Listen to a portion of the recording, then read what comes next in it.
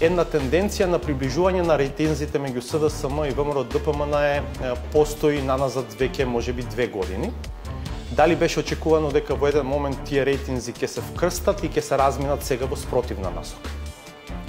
Дека ќе се разминат во спротивна насока е изненадување и за мене од причина што многу брзо се случува ова одвојување на рейтинзите.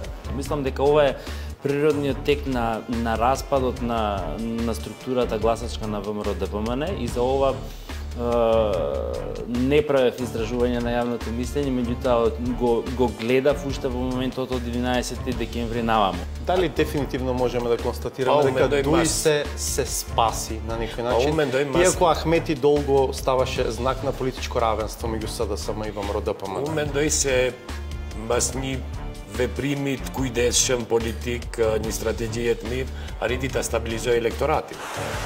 Како се чувствувате како бугарин на линија на коментарите овие денови дека Заев и ги бугаризира македонците, дека се откажува од автентичната македонска историја? Треба да одлучиме прво која е автентичната историја, дали е на античката или словенската. Мислам дека очекувањата кои што во моментов се создаваат од овие процеси се превисоки.